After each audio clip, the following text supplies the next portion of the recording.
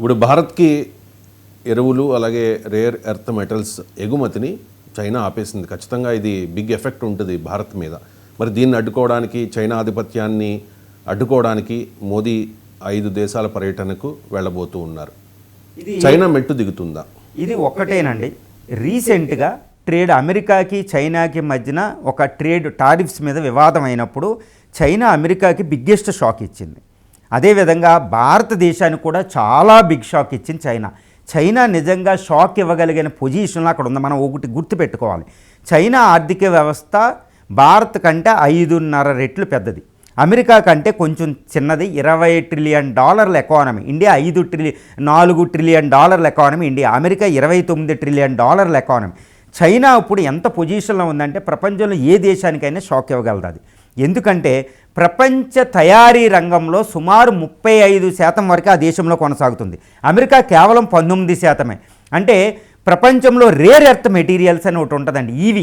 EV electric vehicle సంబంధించి ఈ బ్యాటరీలు, చిప్పులు తయారు చేసే ఈ రేర్ ఎర్త్ మెటీరియల్స్ అంటారు, లిథియం, ఇలాంటి మినరల్స్ అనమాట. ఈ మినరల్ ప్రపంచంలో తన ఆధిపత్యాన్ని తన గుప్పిట్లో పెట్టేసుకుంది.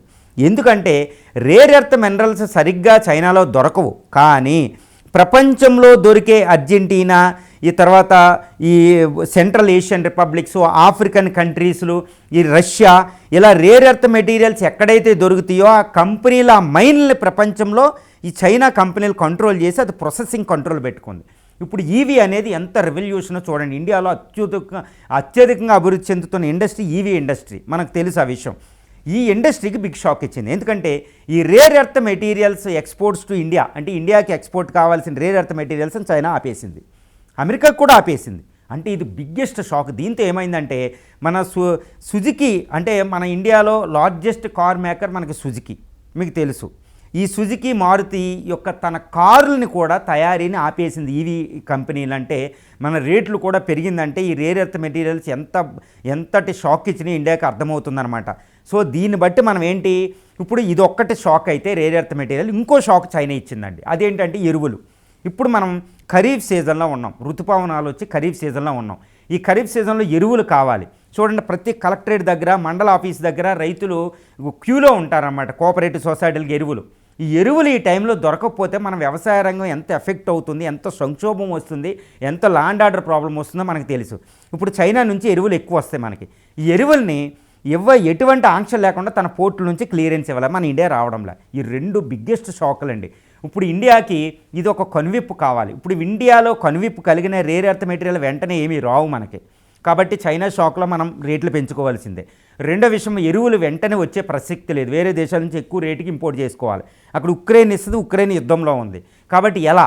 అందుకనే ఇండియన్ ప్రైమ్ మినిస్టర్ వెంటనే రియాక్ట్ అయిపోయారండి.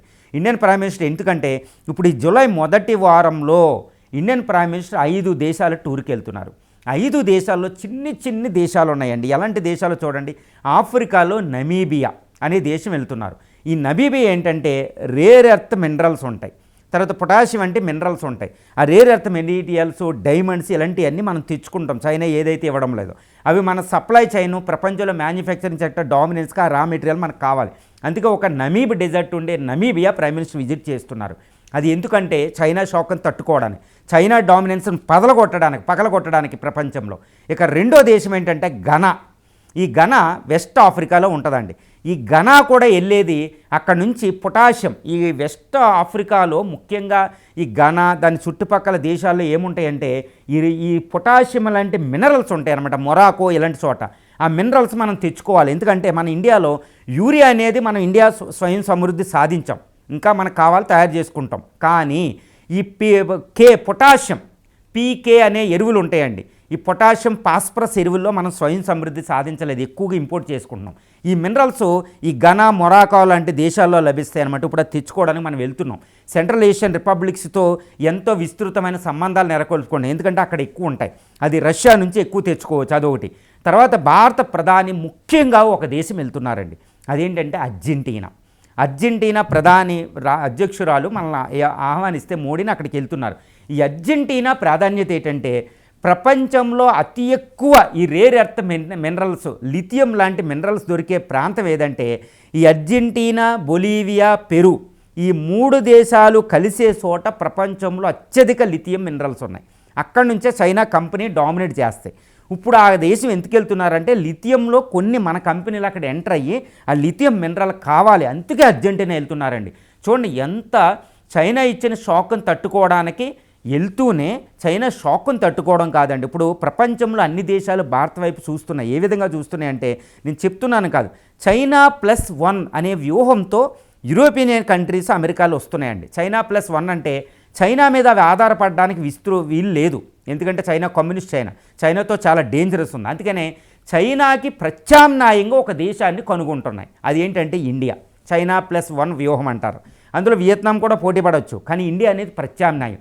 ఇక్కడ జనాభా లాభం, అదే డెమోగ్రఫిక్ డివిడెండు, చౌకైన labour force, fastest growing middle class market, democracy, ఇవన్నీ ఇండియాకి అత్యున్నతమైన వరాలన్నమాట. అందువల్ల చైనాకి ప్రత్యామ్నాయంగా ఇండియా కనిపిస్తుంది. కాబట్టి చైనాకి ప్రత్యామ్నాయంగా manufacturing hub of the globe, ప్రపంచంలో తయారీ రంగానికి కేంద్ర బిందువుగా ఇండియా అయ్యేంత సామర్థ్యం దీనికి ఉందన్నమాట ఇంకా రానున్న దశాబ్దాలు. అందుకనే చైనాకి ప్రత్యామ్నాయంగా ఈ సప్లై చైన్లో ఈవీ అని, ఈ లిథియం మినరల్స్ అని, ఈ డైమండ్స్ అని ఇవన్నీ మనం తెచ్చుకోవాలి. అందువల్ల చైనా మీద మనం ఎంత మాత్రం ఆధారపడకుండా ఈ దేశాల మీద దృష్టి పెడతాం. అందుకని ప్రధానమంత్రి 5 దేశాల పర్యటన, విదేశాంగ మంత్రి, ఇంకా భారత highest officials, highest foreign delegates వెళ్ళే దేశాలు చూస్తే వచ్చే 4-6 నెలల్లో అసలు చైనాని యొక్క డామినెన్స్ని ఈ ఈవీ విషయాల్లో, ఎరువుల విషయాల్లో, ఫార్మాస్యూటికల్ ఇండస్ట్రీలో, తయారీ రంగం ఈ విషయాల్లో బద్దలు కొట్టడానికి వెళ్తున్నాం. చైనాకి మనకి షాక్ ఇచ్చింది. ఆ షాక్ను తట్టుకుంటూనే చైనా యొక్క డామినెన్స్ని బద్దలు కొట్టడానికి నరేంద్ర మోడీ డైరెక్ట్గా ఎంట్రీ అయ్యారంటే చైనా భారతదేశ వృద్ధి రేటును కొనసాగిస్తూనే చైనాని డామినేట్ చేస్తూ వెళ్ళాలి. ఇప్పుడు మనం ఒకటండి, నేను ఇప్పుడు ఏం చెప్తున్నాను, ఆర్థిక వ్యవహారాలు చెప్తున్నా. ఫారిన్ అఫైర్స్ అంటే విదేశీ యొక్క సంబంధాలంటే సెక్యూరిటీ కాదండి. ఇప్పుడు ఆర్థిక సంబంధాలు, ఏ దేశం ఆర్థికంగా బలంగా ఉంటుందో అదే విదేశాంగ నీతిలో కూడా బలంగా ఉంటుందన్నమాట. ఈ రెండు అంటే ప్రస్తుత విదేశీ సంబంధాల్లో ఏది ఫారిన్ అఫైర్స్ ఇష్యూలో ఎకనామిక్ ఫోకస్ అంటారు. అంటే ఎకానమీలో స్ట్రెంగ్త్ ఉంటేనే ఫారిన్ అఫైర్స్ మీద కూడా గ్రిప్ ఉంటుందన్నమాట. అది చైనా వ్యవహరిస్తుంది. ఇది మనం కూడా మొదలు పెడితే ఏ దేశాన్నైనా ఓడించి మనం ముందుకెళ్ళే ఉంటుంది. ఇది ప్రధానమంత్రి చక్కగా వ్యవహరించే అద్భుతమైన విదేశాంగ నీతి, భారత విదేశాంగ నీతిలో గొప్పతనం అని మనం చెప్పొచ్చు.